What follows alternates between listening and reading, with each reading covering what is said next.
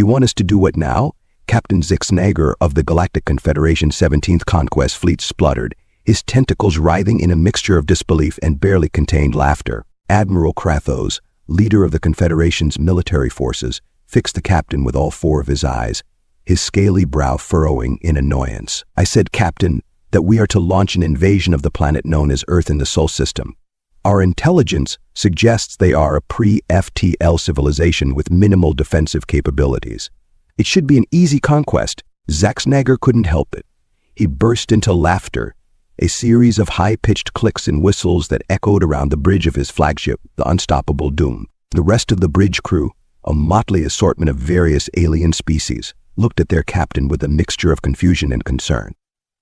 I'm sorry, Admiral, Zixnager managed between fits of laughter, but have you been drinking Zorgon Fire whiskey again? Because that's the only explanation I can think of for this absolute lunacy. Admiral Krathos' scales flushed a deep purple, a sign of his rising anger.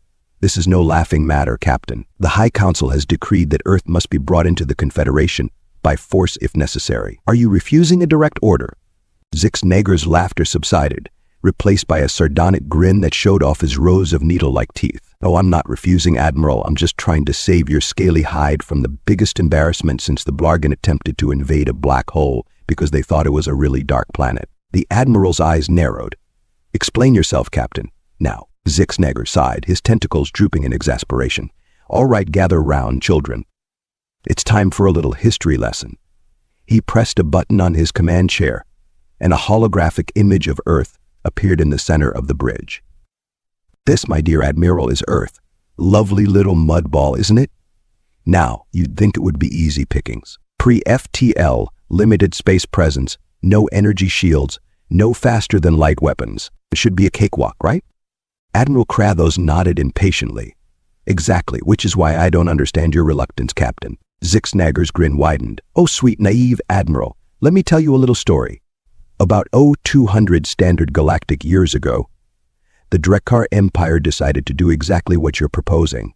They were riding high on their recent conquests, thought they were invincible, so they sent a fleet to Earth, figuring they'd have the planet under their control within a solar rotation. The captain paused for dramatic effect, his tentacles waving in an approximation of a human's finger wagging. Do you know what happened to that fleet, Admiral? Krathos frowned. I'm not familiar with this incident. Of course you're not. Zixnager exclaimed, his voice dripping with sarcasm. Because there's not a single Drekkar left in the galaxy to tell the tale. Their entire species wiped out. Poof. Gone. And do you know why? The Admiral's scales had paled to a sickly green. Why? He asked, his voice barely above a whisper. Zixnager leaned in close, his voice dropping to a conspiratorial tone. Because, my dear Admiral, the humans ate them. A collective gasp went up from the bridge crew. Admiral Krathos stumbled back, his lower pair of arms grasping for support on a nearby console. That's impossible. Surely you're joking, Captain. The captain's laughter returned, a harsh, barking sound. Oh, I wish I was joking, Admiral, but it's the honest-to-Zorg truth.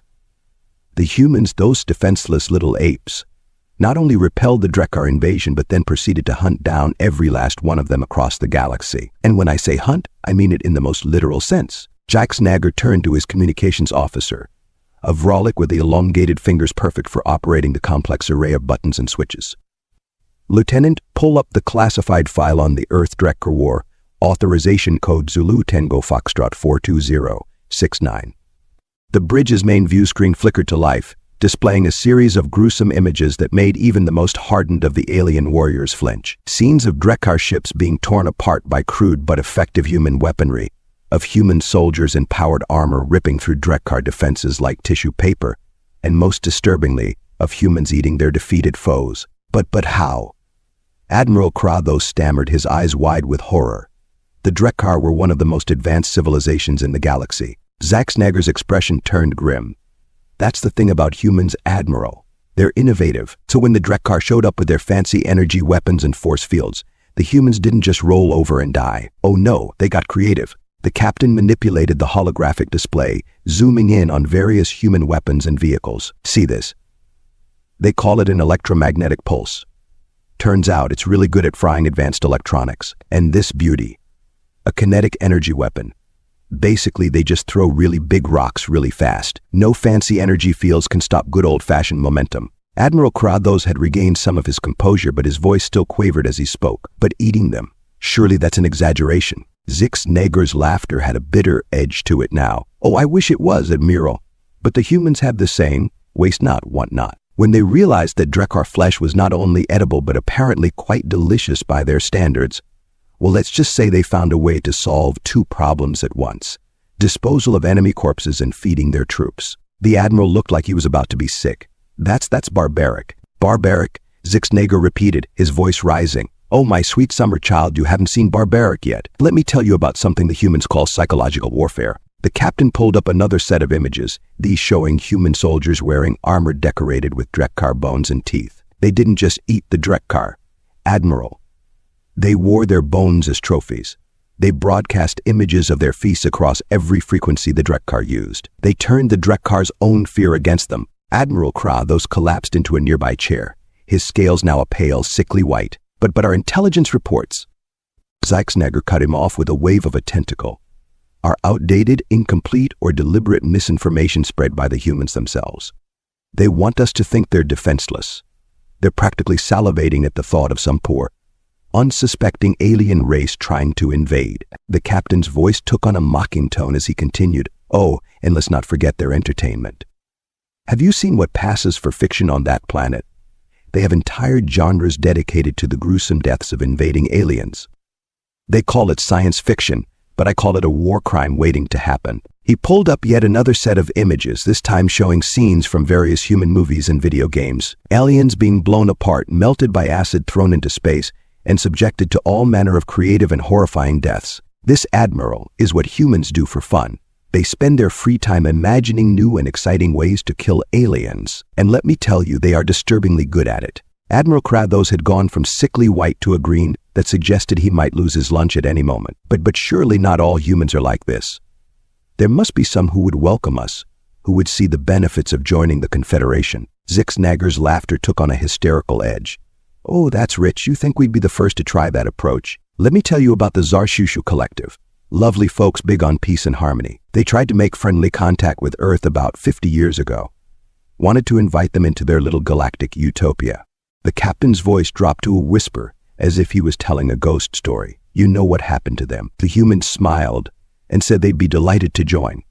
Then they proceeded to systematically take over the entire collective from the inside out. Within a decade, the Zarshu were reduced to a client race on their own homeworld, with humans running everything. He leaned in close to the Admiral, his voice deadly serious. And do you know what the worst part was? The Zarshu thanked them for it. Said the humans had improved efficiency and optimized resource allocation. It was like watching the Vlorbax thank the Gorgon that's eating it for improving its body composition. Admiral Krathos looked like he was about to faint. But how? How can one species be so terrifying? Zixnager supplied helpfully. Ruthless? Adaptable? Take your pick, Admiral. The humans are all of that and more.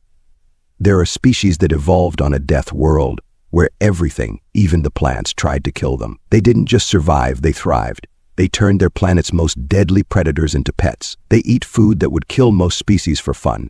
They voluntarily jump out of perfectly good aircraft for entertainment. The captain's voice took on a tone of grudging admiration. And the worst part, the absolute worst part, they're nice about it. They'll smile and shake your hand while they're figuring out 17 different ways to use your own biology against you. They'll welcome you into their homes, feed you their food, introduce you to their families, and then use everything they've learned to dismantle your entire civilization if you so much as look at them funny. Admiral Krathos had gone from green to a pale blue, a sign of deep distress in his species. But what can we do? The High Council has ordered the invasion. We can't just ignore a direct order. Lorne, Zixnager's grin returned, this time with a conspiratorial edge. Oh, we're not going to ignore the order, my dear Admiral. We're going to follow it to the letter. We're going to take this fleet to the Sol system, make a big show of our invasion force, and then we're going to do something no other species has had the brains to do when confronted with humanity. The Admiral leaned forward, his curiosity overcoming his fear.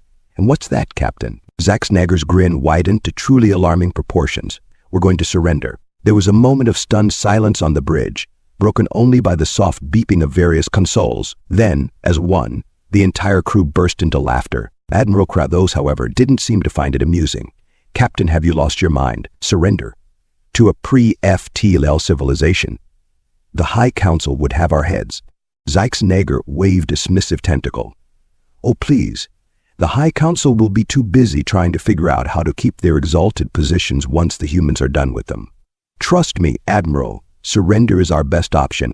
In fact, it's our only option if we want to survive this with our tentacle scales and various other appendages intact. The captain turned to address the entire bridge crew. Think about it, folks. We show up in the Sol system, make a big show of our invasion fleet, and then immediately open communications to offer our surrender. We tell the humans that we've heard of their great and terrible deeds, that we're in awe of their martial prowess, and that we humbly offer ourselves as their servants in exchange for their merciful protection. He paused, letting his words sink in. The humans, being the megalomaniacs they are, will eat it up. They'll be so flattered by our recognition of their superiority that they'll welcome us with open arms. And then, my friends, will be in the perfect position to observe them up close, learn their weaknesses, if they have any, and report back to the Confederation. Admiral Krathos stroked his chin thoughtfully with one of his lower arms. That's actually not a terrible plan, Captain. But what if they see through our ruse? Six-Nager's laughter returned, but this time it had a nervous edge to it. Oh, they'll see through it, Admiral. Count on it. The humans aren't just brutal, they're smart. They'll know exactly what we're up to. But here's the beautiful part. They'll play along anyway. The captain's voice took on a lecturing tone. You see, humans have this concept called plausible deniability. They'll pretend to believe our surrender is genuine, even though they know it's not, because it gives them an excuse to let us stick around. And why would they want that, you ask? Because we'll be bringing them something they prize above all else, new technology. He gestured to the various advanced systems on the bridge. Our faster-than-light drives, our energy weapons, our replicators, the humans will be salivating at the chance to get their hands on this tech. They'll treat us like honored guests, all while they're taking apart our ships with their eyes and figuring out how to improve every single system.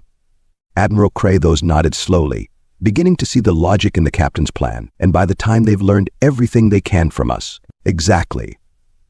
Six-Nager exclaimed.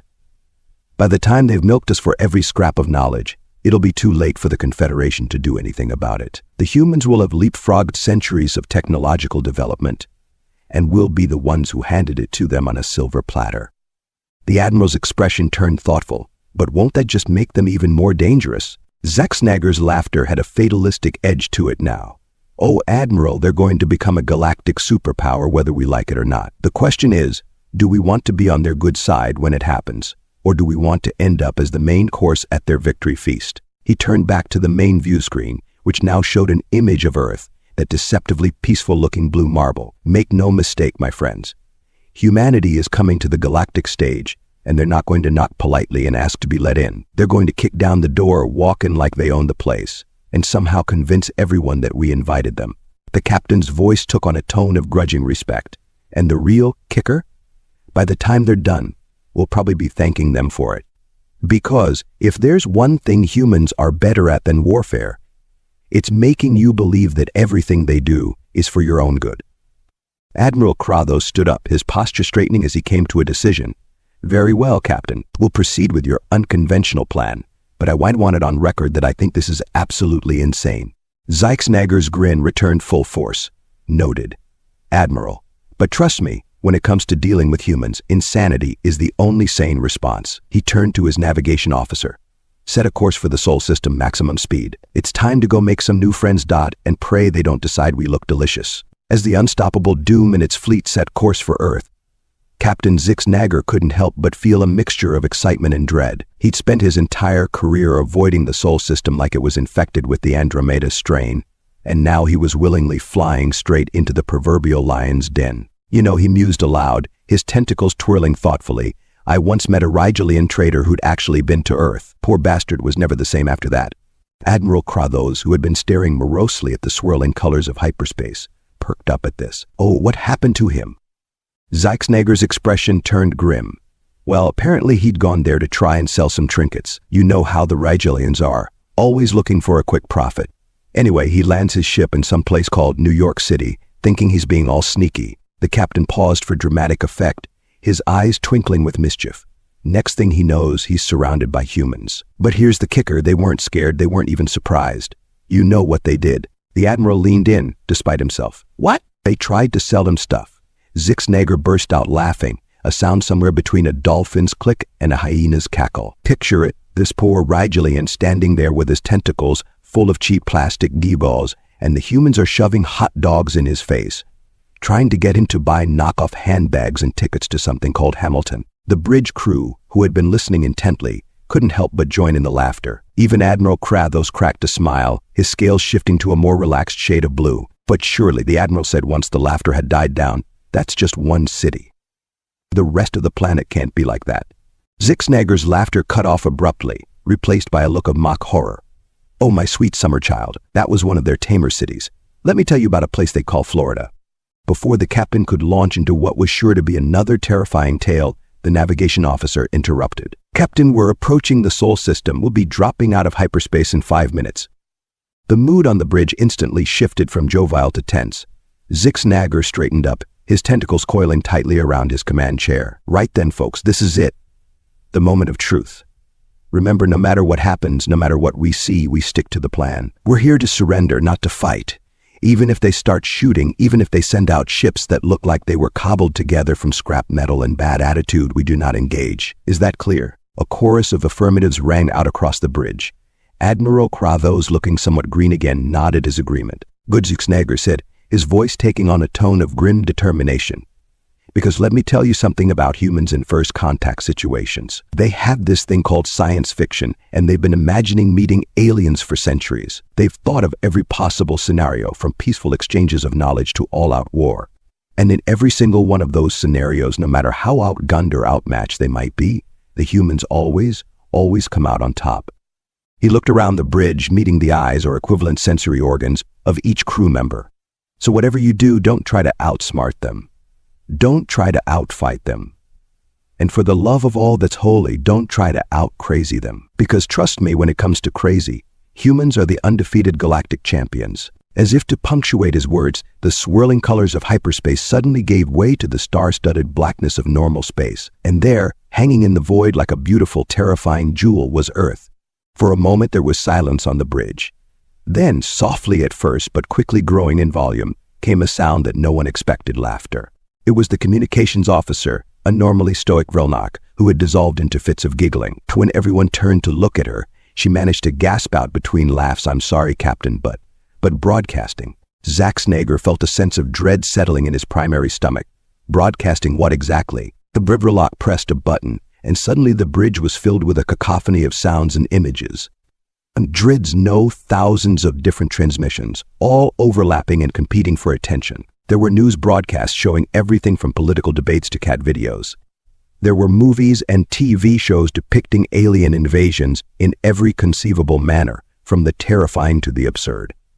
There was music, an overwhelming variety of it, from classical symphonies to something that sounded like industrial machinery having a seizure. And through it all, one message kept repeating, broadcast in every major language of Earth and, surprisingly, in perfect galactic standard. Attention alien visitors, welcome to Earth. We've been expecting you. Please proceed to the designated landing zones, and for the love of God, don't eat anything a Floridian offers you. Captain Zixnager stared at the view screen, his tentacles drooping in disbelief. Then, slowly, he began to laugh. It started as a low chuckle, but quickly grew into a full-bellied roar that shook his entire gelatinous form. Admiral Krathos looked at him in alarm. "Captain? Are you all right? What's so funny?" Zixnager wiped a tear from one of his eye stalks, still chuckling. "Oh, Admiral, don't you see? We came here thinking we were so clever, planning to surrender as a ruse. But the humans have outplayed us before we even arrived." He gestured to the riot of information still pouring from the view screen. "Look at this. They're not afraid. They're not surprised. They're welcoming us. And that bit about Florida, they know, Admiral. They know everything. Probably been listening to our transmissions for years, learning our languages, studying our weaknesses." The captain's laughter had taken on a slightly hysterical edge. "We thought we were surrendering to them, but the truth is, the moment we entered this system, we lost. It's not a surrender anymore, Admiral. It's an application." Admiral Krathos blinked all four of his eyes in confusion. An application? For what? Zixnager's grin was equal parts admiration and terror. For junior membership in whatever insane galactic society they're planning to build. Face it, Admiral, we're not conquerors, we're not even clever spies. We're the first wave of immigrants to the new human empire. He turned to the communications officer, his voice filled with a strange mix of resignation and excitement. Well, don't just sit there gawking. Answer them. Tell them the Galactic Confederation graciously accepts Earth's offer of hospitality and looks forward to peaceful cultural exchange. As the message was sent, Zixnager settled back into his command chair, watching the blue-green orb of Earth grow larger on the view screen. He mused, almost to himself, I've always wondered what a hot dog tastes like. Admiral Krathos, who had sunk into a nearby chair in a daze, managed to croak out, Captain, are you sure about this? We're really just going to land? Zixnager's laugh had softened to a chuckle. Oh, my dear Admiral, at this point, I'm not sure of anything except this: the humans are calling the shots now, and our best bet is to smile, nod, and hope they decide we're more useful as friends than as dinner. He leaned forward, his eyes gleaming with a mixture of fear and anticipation. Besides, think of the stories we'll have to tell. The day we surrendered to Earth, and they threw us a welcome party. It'll be a hit at the next Galactic Confederation mixer. As the fleet began its descent towards the designated landing zones, the bridge of the Unstoppable Doom was filled with a nervous energy. Some crew members were excitedly discussing which Earth cultures they wanted to experience first, while others were quietly making peace with whatever deities they believed in. Captain Zixnager, for his part, was already planning how to phrase his report to the High Council. A successful first contact established with Earth, he muttered to himself. Minor complications including total surrender of Confederation authority and possible involuntary enlistment in human galactic expansion efforts. But on the bright side, their music is catchy and their food, well, we'll find out soon enough if it's to die for. As the ships entered Earth's atmosphere, a new transmission came through. A human face appeared on the screen, smiling in a way that managed to be both welcoming and slightly terrifying. Greetings, friends from the stars. On behalf of the people of Earth, I bid you welcome. We've prepared a small reception for you. Nothing fancy, just a few billion of us gathering to say hi. Oh, and don't worry about the folks in tinfoil hats. They're mostly harmless. The human smile widened, showing far too many teeth for comfort. We're so looking forward to learning all about you and your civilization. We have so many questions, like how fast can your ships go? What's the load-bearing capacity of your hull materials? Oh, and do you happen to know anything about the strategic weaknesses of any other alien races? Just for conversation's sake. Captain Zixnager turned to Admiral Krathos, his expression a mixture of resignation and amusement. Well, Admiral, I hope you brushed up on your diplomatic skills. Something tells me we're in for one hell of a cultural exchange. As the Unstoppable Doom touched down on Earth, amidst cheering crowds and flashing cameras, Captain Zixnager had one last thought before the doors opened to their new reality.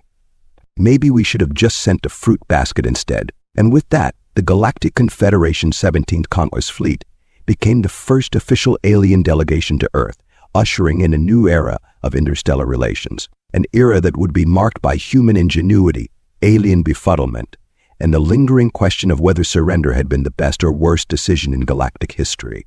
But one thing was certain: the universe would never be the same again, and somewhere in the vast reaches of space, other alien civilizations felt a sudden, inexplicable urge to update their defense systems and maybe, just maybe, send a polite "please don't notice us" note to that little blue planet in the unfashionable western spiral arm of the galaxy. After all, it's better to be a friend of humanity than, well, whatever the alternative might be. Just ask the Drekkar. Oh wait, you can't, they're all gone. Bon appetit, Earth. As the doors of the Unstoppable Doom hissed open, Captain Zixnager and Admiral Krathos found themselves face to face with a sea of humans. The cacophony of cheers, camera clicks, and what seemed to be impromptu alien-themed rock concerts was overwhelming. Well, Zixnager muttered to the Admiral, at least they're not shooting at us. Yet, a group of humans in suits approached, led by a woman with a smile that could either mean welcome, friends, or I can't wait to dissect you. She extended her hand and Zixnager stared at it in confusion. You're supposed to shake it, Admiral Krathos whispered helpfully, having apparently become an expert on human customs in the last 5 minutes. Zixnager cautiously wrapped a tentacle around the woman's hand, giving it a gentle squeeze. To his surprise, she didn't recoil in disgust or try to eat his appendage. Progress, he thought. Welcome to Earth, the woman said, her voice carrying across the landing area thanks to some impressively discreet audio technology. I'm Dr. Elena Rodriguez, Earth's Extraterrestrial Relations Coordinator. We're so glad you could make it. Zixnager blinked all 7 of his eyes. You were expecting us? Dr. Rodriguez's smile widened. Oh, of course, we've been monitoring your transmissions for years. We particularly enjoyed your captain's logs. The one about the space pirate and the mistaken identity with the tentacle monster. Hilarious. The captain felt his chromatophores shifting to a deep purple of embarrassment. You heard that? We heard everything, Dr. Rodriguez said cheerfully. In fact, we've prepared a little welcome package based on what we've learned about your species. We have accommodations with the perfect balance of methane and oxygen, a variety of foods that should be compatible with your digestive systems, and even some entertainment options. I believe you're particularly fond of something called zero-gravity juggling. Admiral Krathos leaned in close to Zixnager. Captain, I'm beginning to think we may be slightly out of our depth here. Oh, Admiral, Zixnager chuckled. We're not just out of our depth. We're bottom-dwelling cave fish who've suddenly found ourselves in the Mariana Trench. Dr. Rodriguez clapped her hands together. Now, I'm sure you have lots of questions. Rest assured, we'll get to all of them. But first, how about a tour? We've prepared a little showcase of human culture and technology. Nothing too fancy, just a few of our latest advancements in quantum computing, nanotechnology, and zero-point energy extraction. Oh, and we thought you might be interested in our little experiments with pocket dimensions. Just some light afternoon entertainment. As they were ushered towards a series of sleek, impossibly advanced-looking buildings, Zixnager couldn't help but notice something odd. Scattered among the cheering crowds were humans wearing T-shirts with slogans like for one, welcome our new alien overlords on Earth. Closed for renovations, opening soon as Galactic Hub 42. Dr. Rodriguez, the captain said slowly, I can't help but feel like you've been preparing for this moment for a long time. The doctor's laugh was like tinkling bells, if those bells could somehow convey both warmth and a vague sense of menace. Oh, Captain Zixnager, you have no idea. Let's just say that humanity has always had a special interest in the stars. And now that you're here, well, the sky's no longer the limit, is it? As they entered the first building, Zixnager and his crew found themselves surrounded by technology that made their most advanced systems look like children's toys. Holographic displays showed Earth's rapid advancement over the past century, from the first radio transmissions to their current, mind-boggling level of development. But how? Admiral Krathos sputtered, his scales shifting through a rainbow of confused colors. Our intelligence said you were pre-FTLL. How did you advance so quickly? Dr. Rodriguez's smile took on a hint of mischief. Oh, that. We may have fudged some of our public transmissions. You'd be amazed what you can hide with enough cat videos and reality TV shows. She leaned in conspiratorially. Between you and me, we cracked FTLA about 50 years ago. We just decided to keep it quiet. After all, it's so much more fun to surprise visitors, don't you think? Zixnager felt a hysterical laugh bubbling up inside him. So let me get this straight. We came here thinking we were going to magnanimously offer our surrender to a primitive species, only to find out that you're actually centuries ahead of us technologically and have probably been pulling the strings of galactic civilization for decades. Dr. Rodriguez patted him on what she probably thought was his shoulder. Oh, don't be so hard on yourself, Captain. You're here, aren't you? That's the first step. And trust me, we have big plans for the Galactic Confederation. How do you feel about a little reorganization? Nothing major, just a complete restructuring of galactic society with Earth at the center. We're thinking of calling it Space United Nations, or SUN for short. Catchy, right? As they moved through the exhibition, each display more awe-inspiring than the last, Zixnager found himself oscillating between terror and exhilaration. The humans had somehow managed to combine technologies in ways that should have been impossible, creating synergies that boggled the mind. And this, Dr. Rodriguez said, gesturing to a small, unassuming cube, is our latest breakthrough. We call it the plot device. It can basically do anything the story requires. Faster than light communication? Check. Universal translation? Check. Rewriting the laws of physics on a whim? Double check. Admiral Krathos, who had been uncharacteristically quiet, finally spoke up. But why? Why go to all this trouble? Why not just conquer the galaxy if you're so advanced? Dr. Rodriguez's laugh this time was full and hearty. Conquer?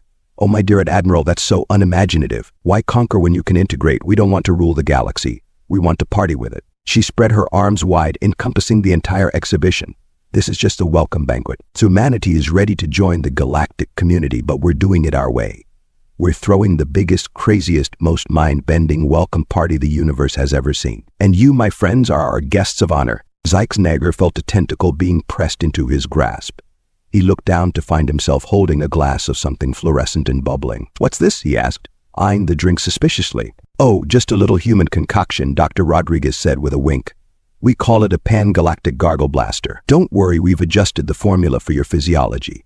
It should only be mildly hallucinogenic. As Zixnager cautiously sipped the drink, feeling it fizz and pop all the way down to his tertiary stomach, he had a sudden, crystal-clear realization. The Galactic Confederation hadn't just surrendered to Earth. They had unknowingly volunteered to be the opening act in humanity's debut on the galactic stage. And what a debut it was going to be. Months later, as the newly christened United Galactic Federation the humans had decided Sun was a bit on the nose, held its first Interstellar conference, Captain Zixnager found himself standing on a stage, addressing representatives from 1,000 worlds. "My fellow sentients," he began, still not quite believing the words coming out of his speech orifice, "I stand before you today not as a conqueror, not as the conquered, but as a friend to humanity, and a friend to all species who are ready to embark on the greatest adventure the galaxy has ever known." He paused, looking out over the sea of aliens, all wearing expressions ranging from excitement to utter confusion. In the front row, Dr. Rodriguez gave him a thumbs up and an encouraging nod. "When we came to Earth, we thought we knew what to expect. We were wrong. Humanity has shown us that the universe is stranger, more wonderful, and far more fun than we ever imagined. They've taught us that the best way to face the unknown isn't with fear or aggression, but with curiosity, adaptability, and a really good sense of humor." Zixnager raised his glass, filled with another concoction the humans had introduced to galactic civilization, something called a cosmic colada. "So here's to humanity, our new friends and partners in this grand cosmic dance. May their craziness inspire us, their creativity challenge us, and their friendship guide us as we step together into a future that's bound to be one hell of a ride." As the assembled aliens cheered and toasted, Zixnager couldn't help but chuckle to himself. Somewhere out there in the vast expanse of space, he knew other alien civilizations were picking up transmissions from Earth, scratching their heads, or equivalent appendages in confusion. And as those civilizations grappled with the sudden realization that the galaxy had changed forever, Zixnager had one piece of advice for them. "Welcome to the party, folks. And whatever you do, don't eat anything a Floridian offers you. Trust me on this one." With that, the greatest era of galactic history began, not with a bang, not with a whimper, but with a toast, a laugh, and the faint strains of what humans call disco echoing across the cosmos. The universe would never be the same again, and honestly, that was probably for the best. After all, who wanted a boring universe anyway? Certainly not humanity. And definitely not their new alien friends, who were quickly learning that in the grand scheme of things, it was far better to laugh with the humans than to be laughed at by them. And so, as the party raged on and the stars themselves seemed to dance to the beat of human music, one thing became abundantly clear. The galaxy may not have been ready for humanity, but humanity was more than ready for the galaxy. Let the good times roll. Across light years and dimensions, through nebulae and black holes, the message was clear. Earth was open for business, the drinks were on the house, and the party was just getting started.